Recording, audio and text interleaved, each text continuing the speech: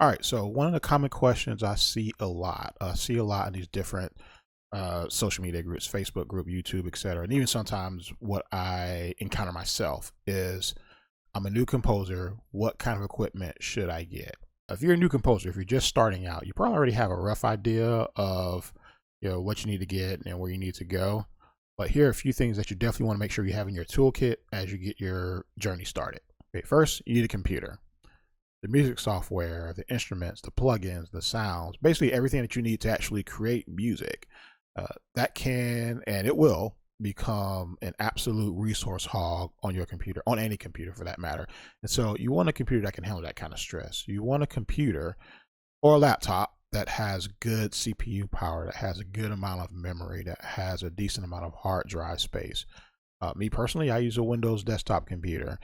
Many composers use Mac computers, and that's quite common. Many composers use laptops so that they can be mobile. And so, basically, do what's best for you. Do what's best for your situation. If you travel a lot, then maybe a laptop is better suited for your setup.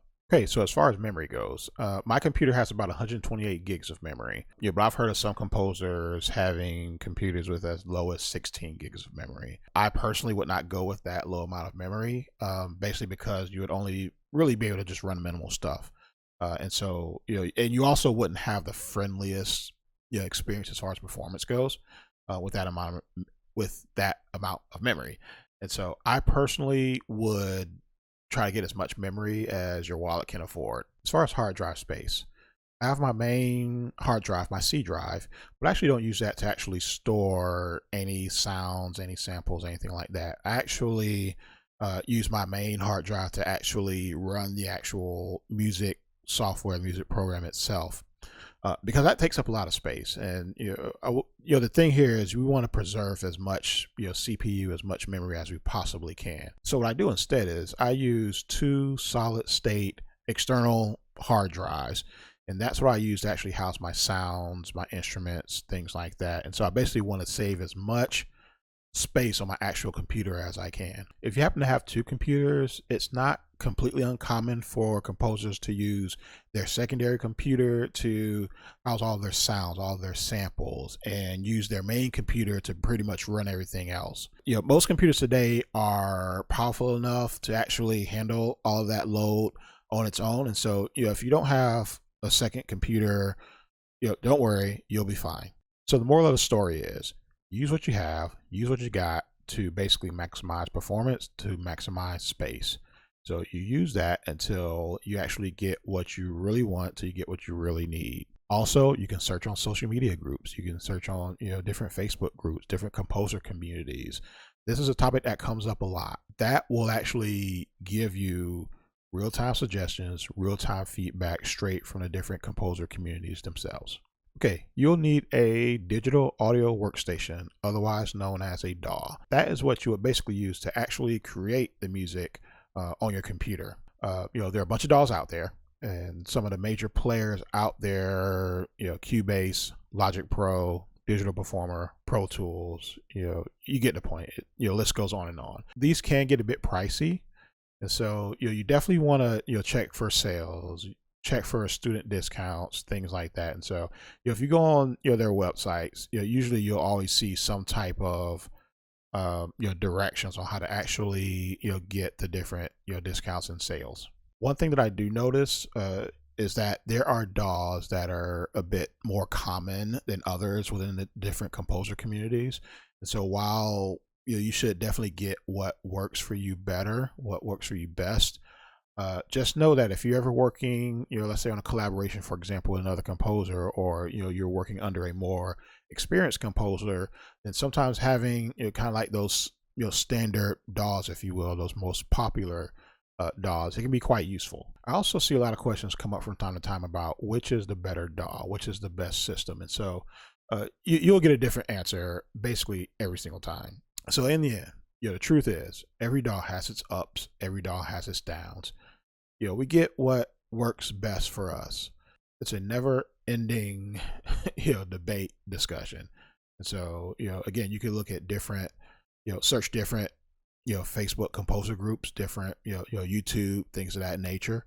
usually you'll get quite a bit of decent feedback from within the community. Next, you need a keyboard, and this doesn't have to get super expensive. So yeah, the keyboard that I use, it's a 88 key. It's a basic keyboard, has weighted keys, and at the time I paid less than $300 for it. I don't need the fancy keyboards with a million sounds because I'm not using it for performance. I'm not using it to perform at a church or an event or some type of gig. I'm mainly using this for composing, and so I have I'm using sample libraries. I'm using a DAW. A cheaper basic keyboard would work, and quite frankly, your computer won't know the difference. If you can get a keyboard with a mod wheel, that'll be good because you can actually use that mod wheel to control certain dynamics within your DAW. If you can get it, it's useful, but it is not a critical must-have. Also, consider your workspace. So I have a decent amount of room to actually hold an 88 key keyboard, but if you're in a smaller area, a smaller keyboard may be more appropriate for you. It's perfectly okay to use smaller keyboards. And so usually when I travel, sometimes I'm actually using my actual laptop and my small mini keyboard, which is probably the size of maybe a small iPad. Okay, next you'll need instruments and you'll need sounds. This is where life can get really expensive if you allow it. The different sounds that are used in a DAW, they're part of what we call sample libraries. And depending on the type of composer you are, so here's the tricky thing. Depending on the type of music that you write, you will most likely need different types of libraries. And so, if you're a hip hop or an R&B writer, the types of libraries that you need would have more, synth-like sounds. If you're like me and you write mostly orchestral music or trailer music, then you will need mostly orchestral sounds. So things with strings and brass and percussion and things like that. This is one of the things where you definitely want to go on, different, composer groups, on, social media, Facebook, YouTube, get feedback on, what are, some of the better libraries.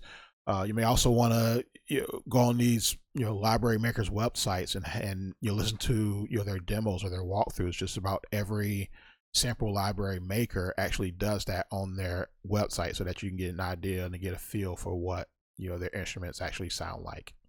There are also many free sample libraries out there, either that or a lot of companies actually offer light versions of their larger libraries, which is usually much less expensive. A lot of libraries offer student or different educational discounts, and so usually if you go on their website, then usually you can find out a lot more about that. There are also libraries like East West, for example, where they offer lower monthly subscriptions to all of their different libraries. And actually that's what that was the library that I actually started out with when I first started composing. They're actually a great library, great sounding library. Now I don't use it today just because the need that I have was a bit different now. And so I may create some separate videos about the libraries that I use today currently, but there are many videos out there and you will not have any trouble finding information on this topic. Okay, next we need a MIDI controller. So we use MIDI controllers to basically control and create the different dynamics within our music to make it sound more realistic. Is it an absolute must-have? Probably not. I mean, in theory, we could actually manually draw in and actually write in different dynamics within the music, but actually having one would be a lot easier and it would be a lot more efficient while you're composing. You want to get one where the faders are a decent length, where you have at least 3 to 4 different faders, and so one fader would control one particular expression or dynamic. Another fader would control a different expression or type of dynamic. So one for modulation, for example, one for expression, one for breath control, for example. And so you also want to get something that's fairly compact, fairly small, so you don't want anything that takes up a huge amount of desk space. A common MIDI controller that comes up a lot is the Korg Nano Control 2. And so those faders are about 45 millimeters in length, which is pretty decent. Very light, it's very small, it's very compact. Right now I use the APC Mini by Akai. It's light, the faders are a decent length, and while it's not as compact as the Nano Control, it doesn't take up a huge amount of desk space, and so it's probably the size of maybe a small iPad. Honestly, it was what I had at the time. It gets the job done, and at the end of the day, that's what's most important. Now, if I had to do it all over again, I probably would get something smaller, maybe more closer to the Nano controller, but again, it gets the job done, and at the end of the day, that's what's most important. Okay, next, a good pair of headphones or studio monitors. Okay, so there are many debates, there are many opinions about what are the best headphones, what are the best monitors. It's a never-ending debate. You want to get a different answer every time, and so in the end, get what works for you. Get what your wallet can afford. And so most of us with home studios, we don't have properly enclosed studio spaces. Most of us don't have properly treated flooring and walls and things like that. So with that in mind, it's not uncommon for a lot of us composers to operate solely off of headphones. That's what I do all of my mixing on right now. That's what I use today. So I recently started using the Beyerdynamic DT880 Pro headphones, which is more appropriate for mixing. The headphones I was using at the time were actually more like podcast headphones, which so the audio response I was getting from those older headphones, it was a bit deceiving. And so there are different types of headphones. There's open back, there's closed back, there's semi open back. The headphones I use right now, the Beyerdynamics, those are actually semi open back, and I like that because to me, you still get a little bit of that, room kind of sound, kind of coming in through the headphones, which to me is more of a realistic listening experience. And Catherine Dern, she actually did a great video on headphones, on her channel, and she actually, quite frankly, explained it better, or much better than I can. So, she's a great wealth of knowledge. I actually love her. She's, a great help to the community as a whole. Okay, lastly, and probably most important thing that you would need is a proper mindset. It doesn't matter how good you are. It doesn't matter how well you can write. If your mind's not in the right place, if no one wants to work with you basically because you're a jerk, you're going to have a really tough time. You're going to have a really challenging path to being successful in this line of work. One of the things that became really evident to me over the past year was how important being in a really good headspace was for me to be able to write at my best. And so for some people, usually they're more creative, or sometimes they're more creative when, let's say, they're angry, or when they're under tight deadlines, for example. Either way, I know I had to be in the right place, had to be in the right headspace to deal with the typical things that your day-to-day composer would have to deal with. Things such as confidence or lack thereof, imposter syndrome, I'm not good enough, or fear of putting yourself out there. The fact that for every one yes that I got, usually that sometimes followed with 10, 20, 30 no's. And so what really helped me was me joining different composer groups on social media, on Facebook, following different composers on YouTube, and in a weird kind of way, it really helped because it was a bit comforting to know that okay, it wasn't just me, I'm not going crazy. So most of us, if not all of us, we're in this line of work because we love what we do. We accept the 10, 20, 30 no's for that one yes because we love what we do. We love this type of work. We sacrifice, we work for free sometimes, especially early in our journey, because we like what we do. We love what we do. It's a passion for it. So I hope this was a helpful video. More topics, more videos are coming soon.